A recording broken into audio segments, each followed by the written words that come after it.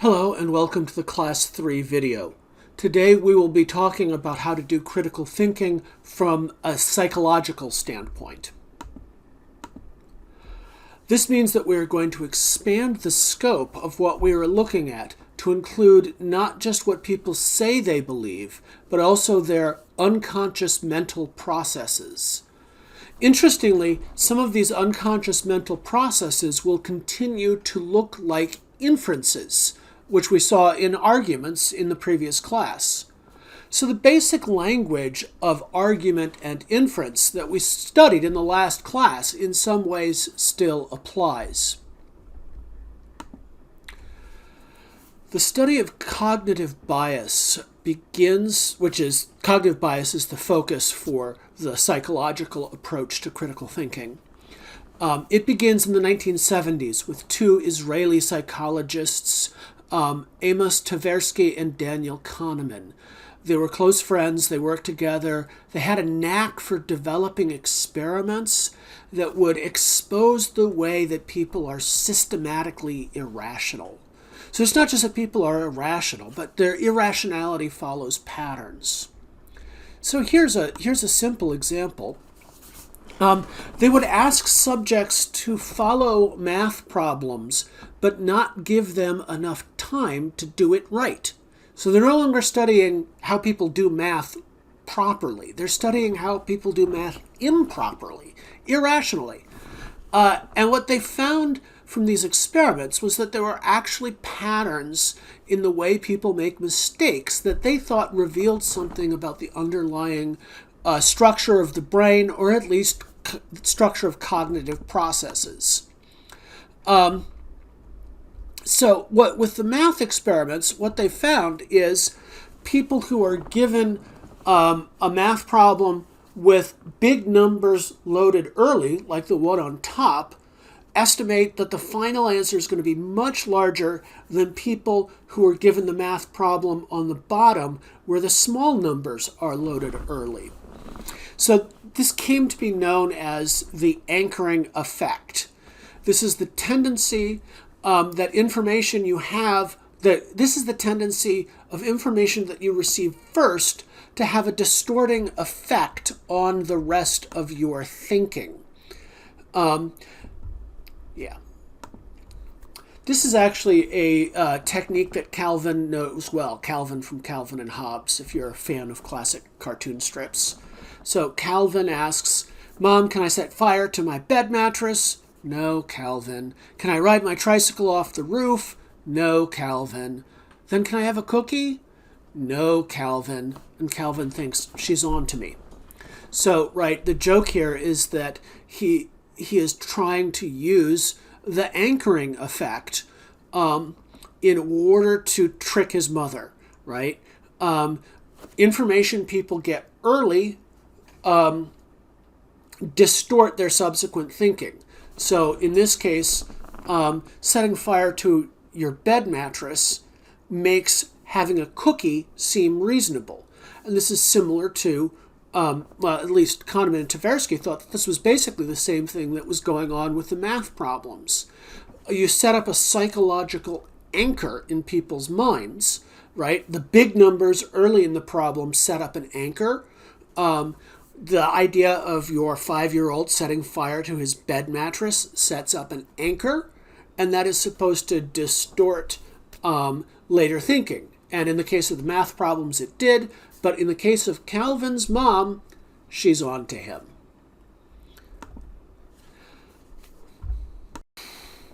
Okay, so we can define the anchoring effect this way. The anchoring effect is a cognitive bias that occurs when the first piece of information received affects judgments about subsequent information. And this is a phenomenon that doesn't just appear in solving math problems or asking your mother for a cookie. It appears in contract negotiations, job interviews, going on a first date, pricing. When the waiter comes out and you ask what wine they have, they show you an expensive wine first so that the second most expensive wine looks reasonable. In some ways, the lesson here is that not only do you never get a second chance to make a first impression, but you are constantly making and receiving first impressions. So when people offer this advice, they say, pay attention to how you make your first impression. But also remember that people's first impression on you can be deceiving, and often intentionally so. And this comes up everywhere. Tversky and Kahneman's initial theory was that the effects they were seeing were the products of heuristics. There's the word, right? Heuristics, which are shortcuts that the brain is taking. This is what the textbook we'll be using has to say for the cognitive bias section about heuristics. We often rely on rough and ready strategies called heuristics in our reasoning. In many cases, these heuristics allow us to draw reliable inferences quickly. But if we rely on them too heavily or in the wrong situations, they can lead to bad reasoning. Part of the idea here is that even though heuristics lead to false beliefs and irrational behavior, there is nothing intrinsically wrong with them in themselves. In fact, the book we'll be using emphasizes that finding and using good heuristics is a part of critical thinking. And in the end, we can't avoid using heuristics anyway because we have finite brains and finite time. Eventually, we have to take a shortcut. But every heuristic is going to have some drawbacks. There are going to be some contexts where the heuristic leads you astray. And there are going to be people out there, some of them not as cute from Calvin and Hobbes, who will try to exploit them. Thinking about heuristics can help us identify patterns in the mistakes we make so that we can avoid them. The idea of cognitive bias has evolved over time since Kahneman and Tversky's initial ideas about heuristics. Nowadays, any systematic distortion in thinking gets labeled a cognitive bias, even if it doesn't really make sense to think of it as a cognitive shortcut. So we can say in general that a cognitive bias is a widespread distortion in the way people think. Often this is not a matter of explicit belief. As I've emphasized, we are now approaching critical thinking through the lens of psychology rather than philosophy. So we're not just thinking about beliefs that people might say out loud. They might be things like unconscious patterns of attention. One important cognitive bias that we all have is we tend to simply not notice things that don't fit our prior beliefs. This bias isn't a belief, it's a kind of inattention, and we'll be talking about that a little bit later in this video. Although the idea of cognitive bias has expanded to include things that aren't heuristics, it's generally assumed that these patterns of reasoning exist for a reason. The fact that they are good heuristics is one reason, but it might not be the only one. It may just have to do with the way our web of belief is structured. So I just said that we tend to not notice things that go against our beliefs. And this might be because we need to keep some beliefs protected at the core of our web of belief, and that means that we simply won't notice things. A lot of times people invoke human evolution here, saying that these cognitive biases exist because they were the most adaptive thing in the environment that we evolved in. It's worth remembering, though, that the only part of human evolution that people really agree on is that it happened in Africa, mostly. But as I said, the idea of cognitive bias has expanded beyond the initial idea of a heuristic or cognitive shortcut. so that any systematic distortion in people's thinking will wind up being labeled a cognitive bias. Let me give you an example. One phenomenon that sometimes gets labeled a cognitive bias is called the hostile media effect.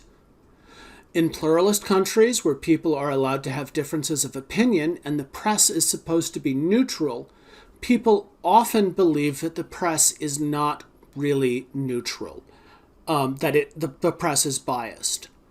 But when people believe that the press is biased, they believe it is biased against them.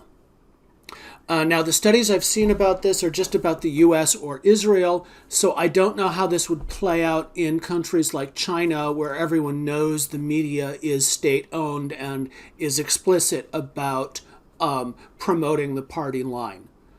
The important thing to see here is that the hostile media effect doesn't really work as a cognitive shortcut. It's not easier to think of the media as hostile, but it doesn't really seem to be rooted in the basic structure of our brains. It might not even be true across countries. Still, it is an obviously systematic pattern in thinking that holds in some countries and has come to be thought of as a cognitive bias. So that's why I am defining cognitive bias more broadly than heuristics to include any systematic distortion in the way people think. So I had you do two readings. One is an internet explainer on common cognitive biases by a person named James Clear. The other is from a book by Daniel Kahneman, the surviving member of the duo that launched the study of cognitive bias. Amos Tversky passed away when he was only 59 years old. His friend Daniel Kahneman continues to give him credit for co-creating all their important ideas. So this book was written after Tversky passed away. In this book, Kahneman says that the brain is made of two kinds of systems. One kind operates slowly and one kind operates quickly. Hence the title of the book, Thinking Fast and Slow. So now I'm going to cut over to an earlier video where I explain about these two kinds of systems and then run through the cognitive biases that Clear discusses. Some of what I say may be redundant with what I said in this more recently recorded video, but that's okay because repetition helps learning. And he calls them System 1 and System 2. It might be better to talk about Type 1 process and Type 2 process because they don't form unified systems. The Type 1 processes are actually, in some ways, this is the kinds of things that we would associate with emotional thinking. But we're gonna sharpen this into a better, a more scientifically tractable idea. So a System 1 process is anything that goes on in your brain that operates rapidly, unconsciously, in the background, automatic, and involuntary. The way your perception is shaped by all sorts of habits is a System 1 process. So if you hear a noise, your eyes will dart over to the source of the noise, right? That habit of moving your attention is a System 1 process. System 1 processes have a lot of things that are evolved. That is, we, by evolution, will look towards a sound to see what's going on. The System 1 processes can also be learned.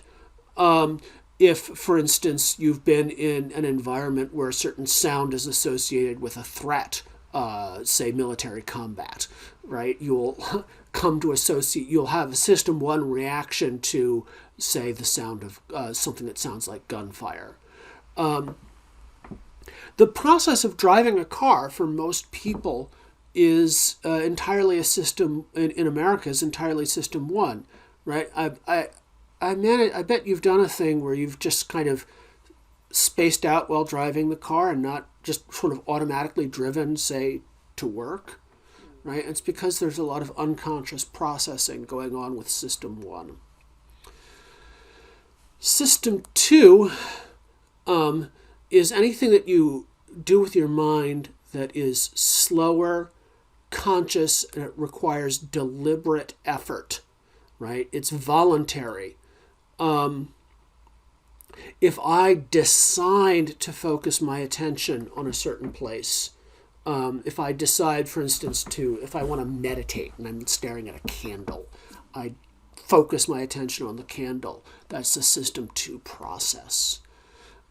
System two processes are like critical thinking. They require effort. So basically, cognitive biases are products of system one, and they can be mitigated using system two, right? So a few more words about system one and system two. I already mentioned that system one includes things that can be learned, right? So if you drive a car, for instance, you drive a car, you hear a siren, you slow down, right? You look around for the siren. It's a system, that is a learned system one process. Another thing about the system one processes is that they continue even when you know they are present.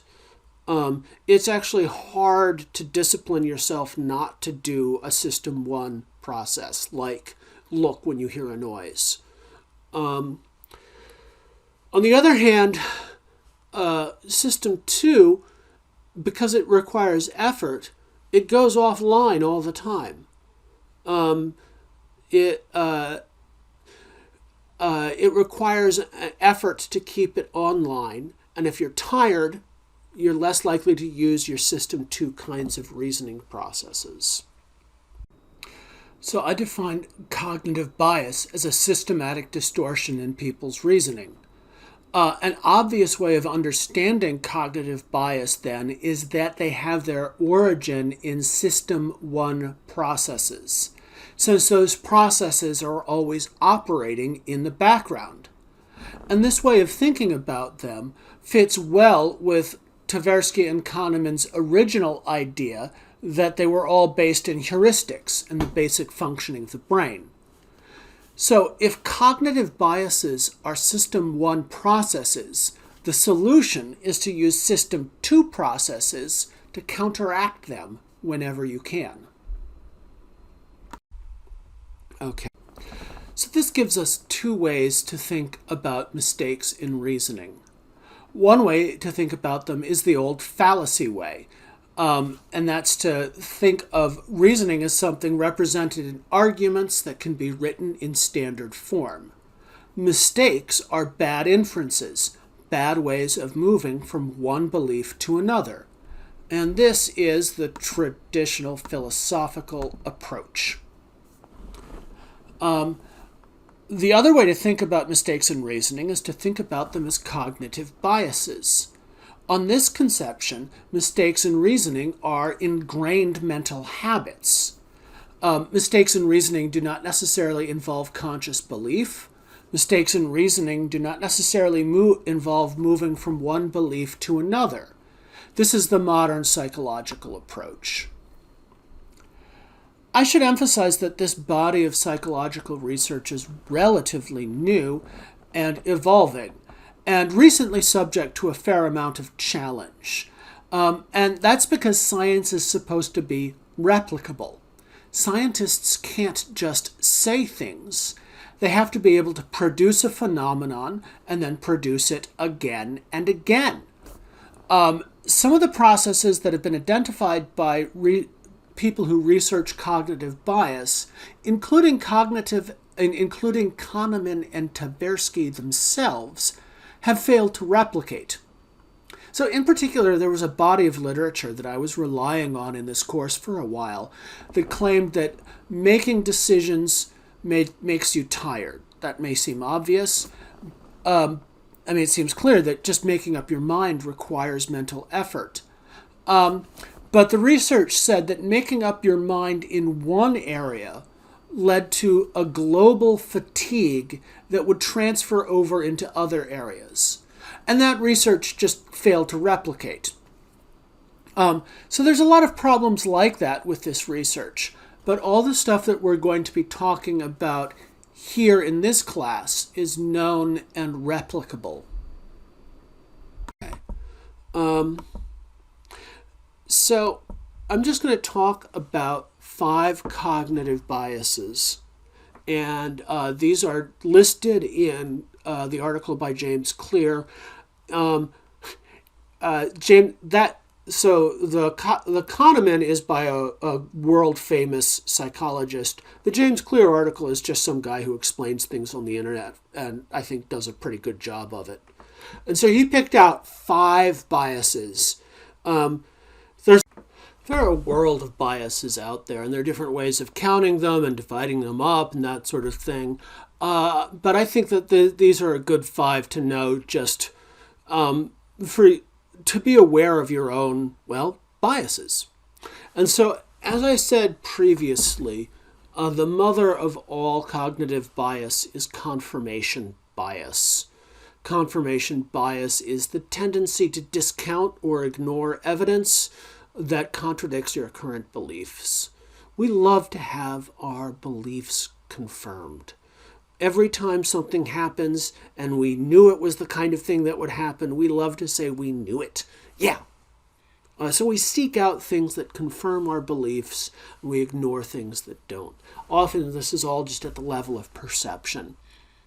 But it also will happen at the level of more conscious argument, as when, for instance, we just dismiss out of hand things that are said by people that we disagree with or dislike.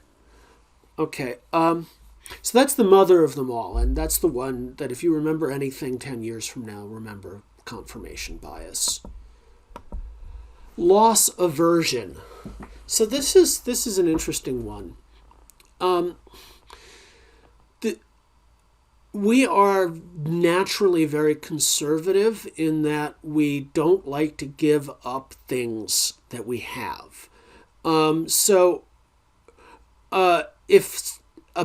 If something is described as being a loss, we are more likely to be afraid of it than if it's described alternately. So, Kahneman and Tversky have a number of experiments like this. So the one I've got on the slide here is actually just about how thinking something is yours makes you want it more. So there's a classic experiment where you start out by giving people either a free mug or free chocolate.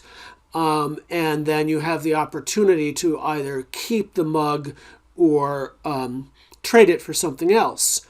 And people generally choose to keep what they got first, even though that assignment was random, right? Alternately, another experiment, this is more famous from Kahneman and Tversky. Tversky was Kahneman's longtime research partner, and he passed away before Kahneman wrote the book that you were reading from. But they conducted most of their research together. They did a bunch of experiments where people were asked to choose between 2 alternatives. And for instance, they imagined that there's a disease that has arrived in your country, and you have a choice between 2 courses of treatment. And how people chose in this scenario depended on whether you described it as the number of lives lost or the number of lives saved. So people would get the same experiment, same scenario, but some of them would be told about the losses and some of them would be told about the lives saved, even though numerically those 2 work out to be the same thing, right? And people, what choice you made varied with whether you were thinking of things as a potential loss or a potential gain. Survivorship bias. So this actually overlaps with a lot of other kinds of cognitive bias, but basically we have a tendency to only look at winners and ignore losers. And often the things that we need to pay attention to involve comparing winners and losers, right? So the example from Clear is about looking at billionaires, right? So Richard Branson, Bill Gates, and Mark Zuckerberg all dropped out of school. You're looking at winners, you see their school dropouts, you conclude that you don't need to go to school to succeed. Well, there are a lot of things wrong with this inference, but just for starters, if you want to look at how much school impacts economic success, you need to compare people who go to school with other people, with people who don't go to school, right? You can't just look at a few successful people and work backwards. You need to look forward from two groups, a group that has the potential cause, in this case going to school, and a group that doesn't, and then look at how the effects play out in those two groups. Another example of this, and I'm going to do a bunch with survivorship bias just because I happen to have some examples at hand. People in general assume that any process that they survive is fair, right? So you just look at the survivors of, say, graduate school, which is a rather harrowing experience that I don't recommend to anyone. People, when you just look at people who successfully graduated from a program in philosophy, and you think, oh, well, it must be fair, it produced all of these great people. But you don't, in order to understand the effect of a process, you need to look at both people who get through it and people who don't. Another example that's been a source of memes, that's been the source of a quite popular meme, if you are on the parts of the internet where people share memes about cognitive biases, is this image of an airplane from World War II. So the military was keeping track of airplanes that came in from combat and where they had bullet holes, right? And what they found was represented by this diagram here. The red spots are where there were a lot of bullet holes on planes that were returning from combat. So initially, the generals wanted to put additional reinforcement, additional metal, on those spots where those planes that were coming back had a lot of bullet holes. And then, but one other guy, a Hungarian-born Jewish mathematician named Abraham Wald, pointed out that you're just looking at the airplanes that come home from fighting. If you really want to look for the weak points, look at the area. You need to compare that with the areas where planes where the planes don't. Well, you need to compare the planes that come home with the planes that don't, right?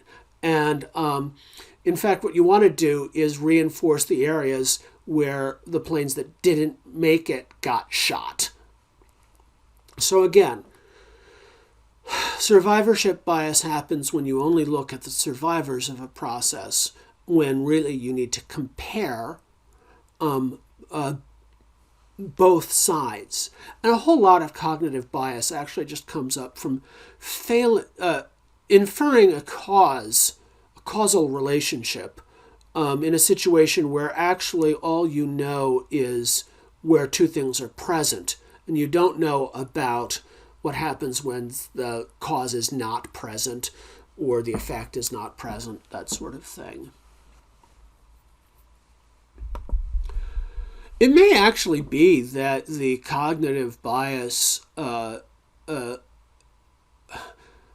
that the survivorship bias is just a part of a larger bias called availability heuristic. This is the form of cognitive bias that occurs when you just look at the evidence that's immediately available to you. That is, so it's availability heuristic. You look at what's around you. It's a heuristic, meaning that it's a general rule for our habit of reasoning. And it, but often the evidence that's just immediately around you is misleading, right? So if you look at newspapers, you will be under the impression that there's a lot of crime, because newspapers just always report crime. It keeps people reading. Crime comes and crime goes, largely driven by factors like the number of unemployed young men.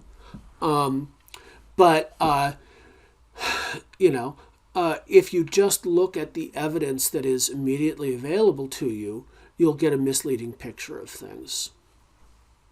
All right, the last one I want to talk about is anchoring bias. And this one is a good one to keep in mind because people will deliberately use this on you all the time. And I think of this as, the standard example is the waiter bringing out a bottle of wine. The waiter brings, and you say, I'd like some wine.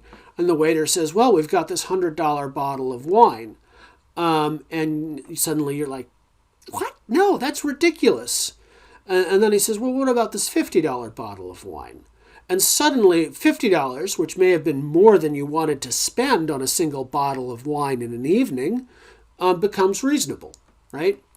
So what happens is the first piece of information that you receive affects judgment becomes an anchor, and it affects judgment about all subsequent information, right? And so actually, if you have children, they may have picked up on this, right? I'm imagining my daughter, I guess I wrote this slide when she was maybe 12, but she's like, hey, can I have $100 to spend at Hot Topic? No. Okay, can I download an album for $10? Oh, okay. Well, actually, I didn't want to give her any money. She hadn't done any chores. But, the second alternative appears reasonable in light of the first. So all of these are habits of reasoning. They actually exist for a reason, typically, that they are evolved. They are products of system one, that is, our automatic responses. We will automatically think of a $10 expense as cheap when it's just been compared with a $100 expense. And it needs to be contradicted with system two, where you make a deliberate effort to say, wait a minute, let me think about this. Would I have said yes to this if I hadn't been primed this way? That sort of thing. Okay, to wrap things up, I gave you a simple exercise where you had to identify examples of the 5 cognitive biases that Clear described. And as is going to be my habit going forward, I gave this problem to ChatGPT in a really simple cut and paste fashion, and ChatGPT got it right. I'm not going to run through the details, but again, this is kind of surprising to me. When I was in graduate school in the 1990s, the hot technology was neural nets, and the idea was that we would finally be designing artificial intelligences based on the way the brain is actually working, rather than the way we've been designing computers up to that point. And half of ChatGPT is that kind of neural net, the thing that was trendy when I was in graduate school. But what they did with it is weird. All they did was use this incredibly powerful tool. It has the same number of neural connections, roughly, as the human brain. So it's designed like a human brain. It is as complicated as a human brain. and then they just gave it a really simple task, autocomplete. So when you talk to people who are ChatGPT skeptics, they say, oh, it's just fancy autocomplete. Well, what's making it fancy is this neural net, which is an incredible thing. So somehow an autocomplete was able to produce an output that got this problem right. I think that's weird. That's not going to be on your test. You don't need to know that. I'm just talking about what is going on right now and what students are using right now, because I want you to know that I know it and that sort of thing. All right, so for next time, we're going to be doing social epistemology, and I've got 2 exercises. So the way it's going to work is I want you to do the reading, then there's an introductory video, then there's an exercise, then there's a video, then there's an exercise, then a video. And I hope you find it enlightening.